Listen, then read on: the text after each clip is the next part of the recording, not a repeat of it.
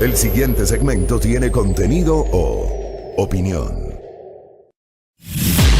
La entrevista en A Primera Hora. Analizamos los hechos del momento junto a sus protagonistas.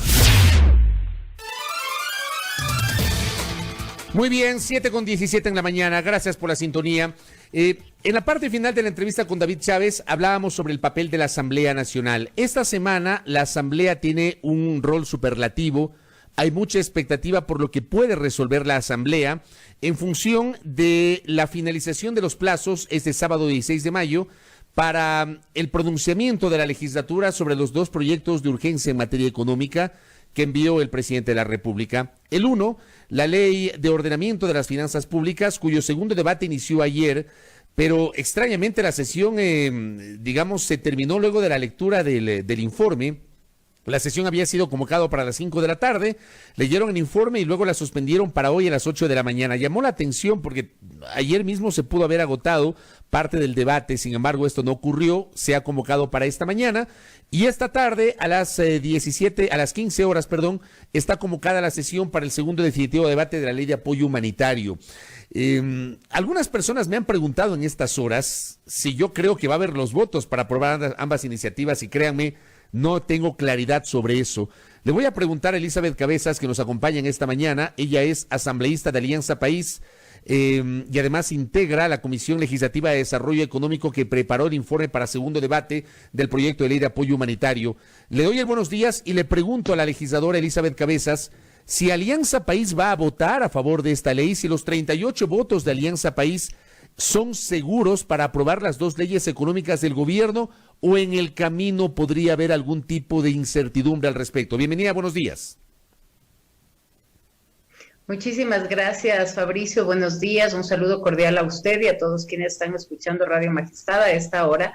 Bueno, creo que usted ha hecho un análisis cortísimo de que la situación no es del todo certera, no solamente yo diría por las preocupaciones y expresiones que ya han manifestado varias bancadas, sino porque todavía los contenidos de la ley son textos que tienen que estar sujetos, y así lo hemos expresado, a algunos ajustes para que estos sean totalmente claros y sean aplicables a los ciudadanos sin ningún tipo de tergiversación.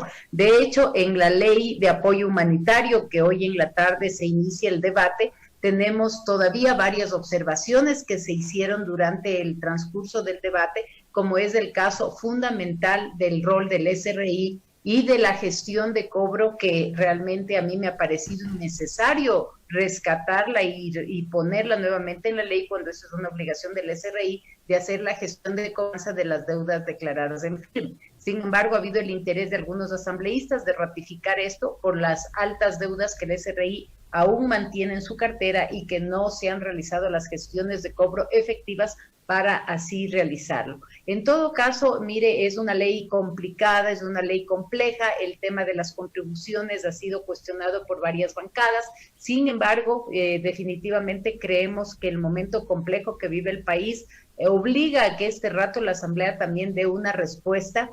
Y en ese sentido, en la tabla de contribuciones, que de inicio la base imponible estaba prevista en $500, se ha cambiado para que la base imponible inicie a partir de los $2,500. Con eso ya no son 2.700.000 personas que contribuirían con sus valores de salario, por ínfimos que estos hayan sido previstos, sino sería una afectación a 435.000 personas. Obviamente hay una reducción del monto esperado de recaudación, que de inicio se preveía 900 millones a 547 millones, pero la reducción del nivel en este caso de aportantes en esta contribución se reduce de manera significativa, y adicionalmente se plantea este otro ingreso que compensaría esta reducción, que es el 2% sobre los bienes ubicados en territorio ecuatoriano de propiedad de empresas constituidas en paraísos fiscales.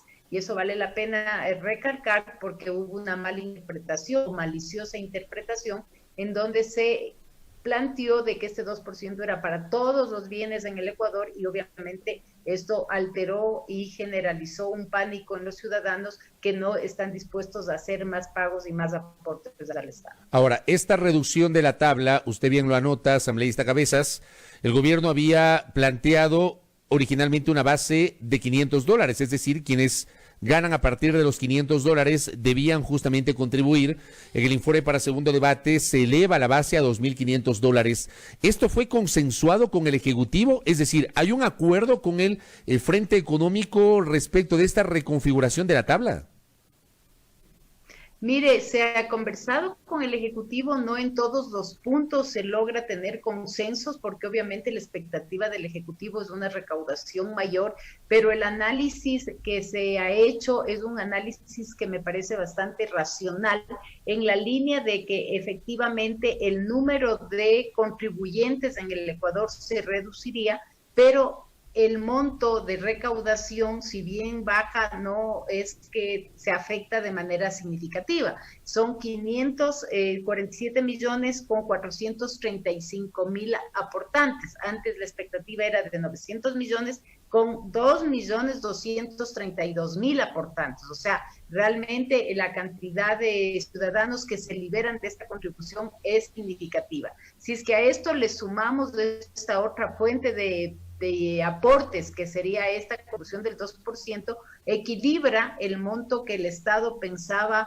recaudar de 1.400.000, de 1.400 millones aproximadamente por esta ley de apoyo humanitario, y con eso pues obviamente nosotros lo que hacemos es cumplir con esta expectativa de recaudación, más allá de que en la ley también se han incorporado otros artículos que no tienen que ver con temas recaudatorios, sino más bien que tienen que ver con temas de facilidades al ciudadano en cuanto a las obligaciones que estos tienen, sean con instituciones financieras y tarjetas de crédito, que han sido justamente iniciativas desde una propuesta de ley que yo planteé a la Asamblea Nacional. Acá, por ejemplo, un oyente me hace una reflexión que se la traslado a nuestra invitada, Elizabeth Cabezas. Dice, a ver que se me perdió el mensaje, hablaba justamente de este artículo, el artículo 5 del proyecto de ley, donde han incorporado el tema del 2% que tendrían que pagar aquellas empresas que operan en el Ecuador pero domiciliadas en paraísos fiscales. Dice el oyente, la mayoría de empresas que tienen recursos en paraísos fiscales no tienen a su nombre las propiedades. ¿Es así como plantea el oyente, asambleísta? A ver, las propiedades de hecho en el Ecuador tienen que estar registradas a nombre de las empresas constituidas afuera. Es la única manera que es posible que estas hagan sus contribuciones, y eso lo hacen justamente en muchos casos para no contribuir y no pagar impuestos en el Ecuador. El momento en que usted tiene constituida una empresa en paraíso fiscal, las responsabilidades en el país en donde está constituida la empresa, no necesariamente en donde tiene esos bienes. Pero lo que sí queda claro es que no es un tributo ni un impuesto para el 100% de los ecuatorianos. De las 120,000 empresas que existen registradas, 470 nada más tienen esta característica de estar constituidas afuera. Por lo tanto, el impacto es un impacto bastante reducido, y sobre todo a aquellas empresas que no están aportando al país en donde tienen el activo registrado. Entonces, es una medida de compensación, y que es una medida que ayudará, pues obviamente, en una recaudación también que suma en esta necesidad de liquidez que tiene el país en este momento. Pero constitucionalmente, porque esto también fue materia del primer debate, hay sectores políticos en la Asamblea que advirtieron que la Asamblea Nacional no puede crear impuestos, que la Constitución establece claramente la facultad de la creación de impuestos al presidente de la República. Y hay quienes asumen que lo que está haciendo la Asamblea Nacional es aprovechando este proyecto de ley para crear un nuevo impuesto por fuera de su facultad constitucional. ¿Está clara esa discusión constitucional? A ver, aquí hay dos posiciones, y parte ha sido el argumento que esgrimió la bancada de Creo cuando no se sumó con el voto al informe que realizó la comisión. Sin embargo, la otra posición es que el momento en que existe ya una propuesta desde el Ejecutivo, que es planteada a la Asamblea Nacional, en la cual existe la generación de tributos, la Asamblea puede añadir, puede reducir, puede sumar la tabla o puede bajarla, dentro de esa propuesta de ley de económica urgente. Entonces, realmente hay las dos posiciones que tienen sus argumentos de defensa que han sido esgrimidos para poder mantener esta propuesta de ley y ser incorporada en este momento en el texto correspondiente. Pero el argumento de ustedes es que sí se puede gravar con el 2% a las empresas domiciliadas en paraísos fiscales, ¿sí se puede? A ver, el argumento nuestro es que el momento en que existe una ley económica urgente de carácter tributario que ha sido enviado a la Asamblea Nacional y que ya genera en varios de sus artículos tributos y contribuciones, como en este caso, la Asamblea puede tranquilamente dentro de ese mismo marco y dentro de ese abanico de opciones añadir, suprimir o modificar los términos y las condiciones de la propuesta que inicialmente fue recibida desde el Ejecutivo. Permítame graficarlo de esta manera, ir a un ejemplo extremo. Vamos a suponer que obviamente el Ejecutivo envió el 16 de abril la ley de apoyo humanitario. Vamos a suponer que la Asamblea quiere elevar el IVA, que no estuvo en la propuesta original. ¿Podrían incorporar una medida así? Digo, me voy a un escenario extremo que no existe, que no es real, simplemente para graficar aquello. ¿Podrían, si ustedes quieren, plantear la elevación del IVA? Mire, lo que nosotros estamos haciendo aquí es efectivamente añadiendo un tributo que no estaba contemplado, pero también modificando las condiciones de las contribuciones que de inicio el Ejecutivo envió. O sea, el caso de incrementar o modificar el IVA podría ser una alternativa que obviamente no le hemos puesto porque es una alternativa general que impactaría a todos los ecuatorianos y que no es una medida fácilmente de decidir solo desde el ámbito legislativo. Pero el análisis que se hizo fue, primero, que la tabla que venía con una base impositiva de $500 y que afectaba a 2.232.000 ecuatorianos sea modificada y que ahora los contribuyentes vayan desde los 2.500 en adelante y solamente sean 435.000 los contribuyentes. Con eso, ¿qué es lo que logramos? Dejar de que contribuyan 1.700.000 ecuatorianos que de todas maneras tienen situaciones económicas más apretadas y que posiblemente sus condiciones de este momento son más complejas.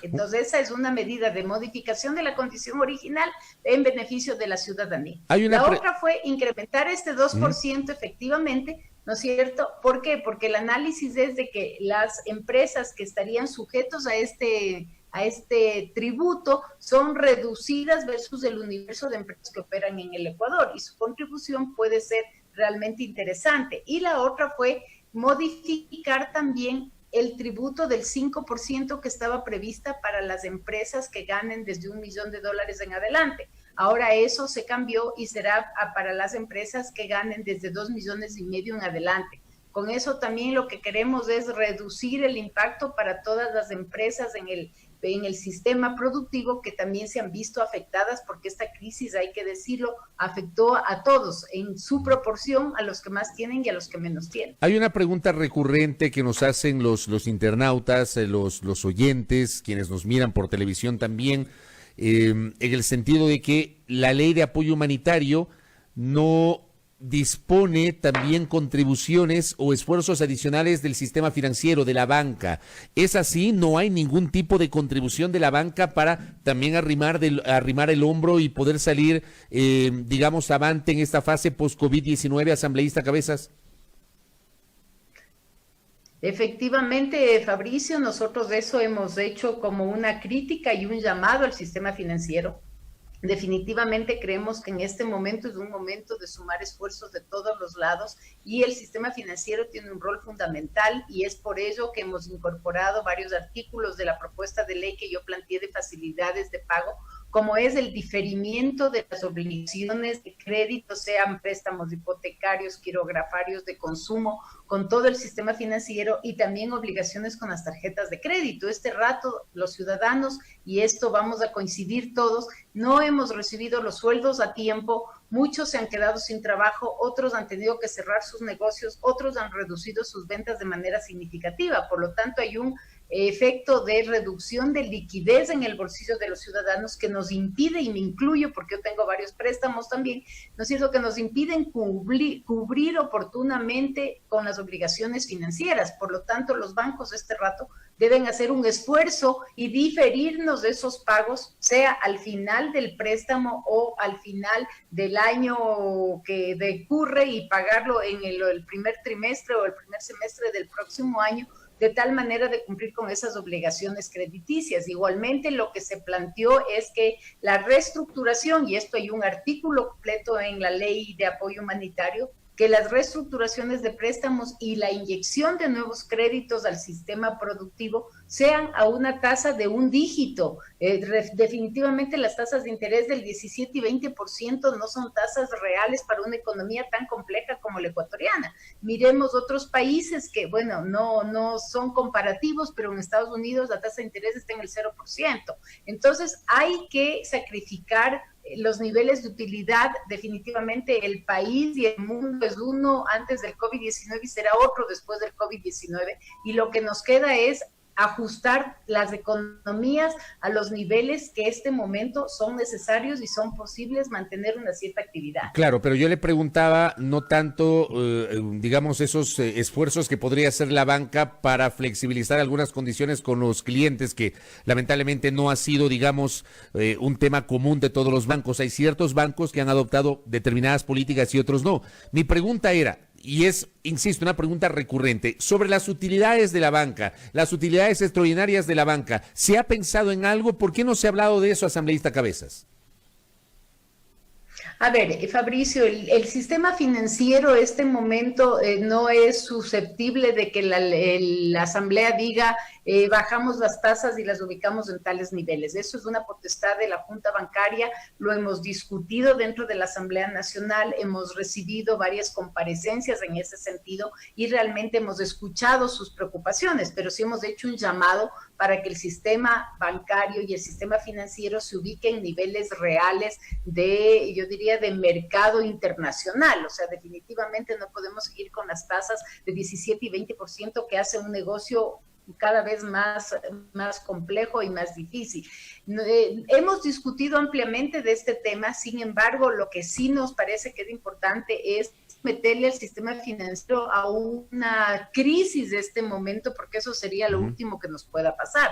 Recordemos que en los años 1999 y 2000, la gran crisis que tuvo el país fue por un colapso del sistema financiero. Este momento tenemos crisis del sistema sanitario, crisis económica, crisis social, y lo menos que nos podría pasar es que los bancos también entren en crisis por situaciones que no estén dentro.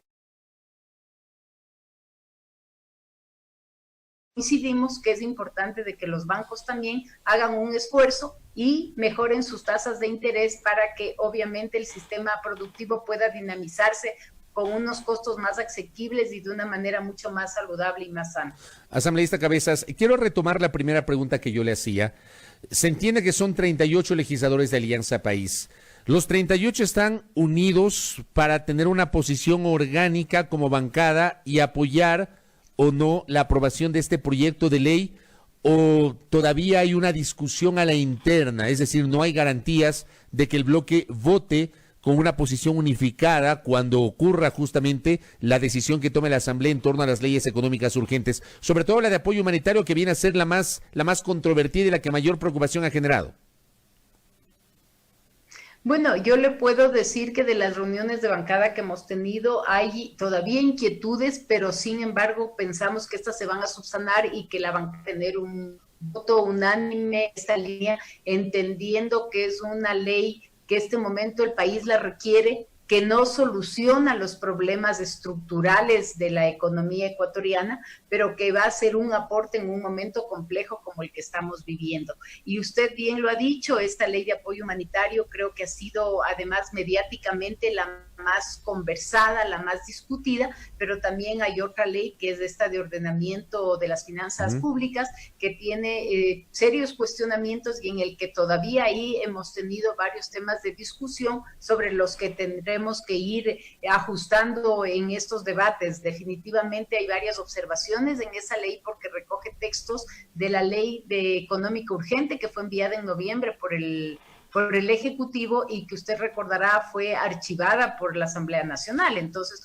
tenemos algunos puntos en donde definitivamente la Comisión ya ajustó varios textos, pero que tendrá propuestas todavía durante el debate de la Asamblea. Asambleísta Cabezas, ¿la bancada de Alianza País sigue siendo una bancada de gobierno? ¿Se la puede llamar así o no? Mire, la bancada de Alianza País ha actuado, yo diría, en concordancia de apoyo a ciertas acciones del Ejecutivo, a pesar de que no hemos sido parte en la construcción de estas decisiones, y eso lo hemos expresado. Pero estamos actuando en un afán de responsabilidad con el país, y creo que eso es lo que este momento llama a todos los más allá del rol de ciudadano que podemos tener y que nos puede incomodar este tema de las contribuciones. Yo tengo que entender que este momento tengo un rol de asambleísta y que a pesar de lo difícil de la decisión, debemos entender que la situación del país es compleja. Creo que este momento tenemos que pensar en acciones superiores incluso que las mismas decisiones actuales, como es el tema de precautelar y de que la dolarización se mantenga en el Ecuador. No podemos arriesgar en lo absoluto que este sistema tenga debilidades y que se pongan en riesgo, y por lo tanto hay que asumir las decisiones que en este momento tiene la Asamblea entre manos. Pero hay niveles... La bancada tampoco hace... Le quería preguntar, perdón que le interrumpa, ¿hay, digamos, coordinación mínima con el Ejecutivo? O sea, daría la impresión de que el Ejecutivo está por su lado, que no le toma en cuenta la bancada de Alianza País, manda los dos proyectos económicos sin una socialización previa con los legisladores, como que está cada quien por su lado. ¿Eso está ocurriendo, asambleísta? Bueno, de hecho ha ocurrido y penosamente se han dado esas situaciones y nosotros hemos expresado nuestra incomodidad al respecto. Creo que no es solamente un tema de procesarlo con la bancada, en este caso más cercana al Ejecutivo, sino es un tema que por las decisiones que involucran las leyes sí requieren un procesamiento mínimo con todas las bancadas, porque este rato además la posición de la Asamblea obliga a tener consensos generales. Una sola bancada por sí sola no puede aprobar ninguna ley, por lo tanto el procesamiento debería ser con todas las bancadas, inclusive para pulir y tener un consenso que ayude o garantice que las leyes van a tener los votos favorables. De hecho, eso no pasó y usted ha escuchado, como ha sido público en varios medios, ya las posiciones anticipadas de algunas bancadas que no coinciden con los términos de la ley y que por lo tanto ponen en riesgo en un momento dado que efectivamente estas leyes puedan tener todos los votos necesarios para su aprobación. Correcto. Con esto termino, asambleísta Cabezas. ¿El Ministerio de la Ley es una posibilidad real sobre los dos proyectos económicos, sobre todo sobre la ley de apoyo humanitario? ¿Existe ese escenario? Bueno, este momento ya no, porque tenemos informes aprobados en la comisión, textos alternativos que están siendo debatidos y que sobre eso, pues obviamente esperamos, y yo creo que esa fue la principal motivación de las comisiones, no permitir que los textos pasen por el Ministerio de la Ley, sino que existan textos alternativos que si bien pueden ser perfectibles en el debate, ¿no es cierto?, permitan ampliar ese debate y que sean los 137 asambleístas los que puedan opinar sobre dichos textos y no se quede en el seno de las comisiones. Esa fue la principal motivación que se dio en las comisiones en general, para tener textos que sean aprobados o que sean debatidos en la Asamblea Nacional y que no haya el riesgo de que el texto tal cual como recibido por el Ejecutivo pueda pasar por el Ministerio de la Ley. Creo que lo más importante este rato es dar la palabra a los representantes de la ciudadanía que pueden expresarse y que además hemos tenido la oportunidad de incluir textos favorables al ciudadano que de inicio no fueron incorporados y que no vinieron así de origen. Con esto termino. Una respuesta corta le pido, por favor, porque me llega una pregunta de un oyente, del doctor Santiago Vega, que me pide que le preguntemos a nuestra invitada: ¿por qué no hacen una modificatoria directamente desde la Asamblea para que la Junta Bancaria se acoja a lo estipulado y planteado ¿por qué no hay que ser impositivos con la banca, pero sí con los ciudadanos? Es una pregunta de un profesional que habla como ciudadano. Su respuesta, por favor, asambleísta. Fundamentalmente porque la potestad para definir tasas de interés no es de la Asamblea Nacional, sino de la Junta Bancaria. Y nosotros no podríamos obligar por ley a que la Junta Bancaria tome decisiones que este momento las tiene que tomar de acuerdo a sus reglamentos de manera autónoma, sin una ley que obligue a la institución financiera a que se baje o a que suba las tasas o modifique sus planes de trabajo. Correcto. Asambleísta, gracias por el tiempo. Estaremos expectantes de los dos debates el día de hoy, de la Ley de Ordenamiento de Finanzas Públicas en la mañana, de la Ley de Apoyo Humanitario en la tarde. Muchas gracias, buenos días. A usted muchas gracias, buen día. Gracias. Elizabeth Cabezas Guerrero, expresidenta de la Asamblea Nacional, asambleísta de Pichincha, integrante de la Comisión de Desarrollo Económico, hablando sobre el presente y futuro, cree que el escenario del Ministerio de la Ley no es un escenario que podría ocurrir, hablando de la posibilidad de los textos alternativos. Yo en lo personal sí creo que existe ese escenario. Créanme, de lo que he podido indagar con algunos legisladores y de las propias entrevistas que hemos tenido en las últimas 2 semanas, incluyendo esta, no veo ambiente, digamos, concreto para garantizar esos 70 votos. Pero eso termina siendo política y mañana o pasado cualquier cosa puede suceder. Por ahora no hay claridad sobre los 70 votos para poder aprobar o eventualmente negar y archivar los proyectos de urgencia en materia económica. Por eso sostengo que el escenario del Ministerio de la Ley es un escenario probable, posible, no el único escenario, pero podría ocurrir si es que no hay votos y no hay una decisión de la Asamblea Nacional. 7:42 en la primera hora por Majestad Radio.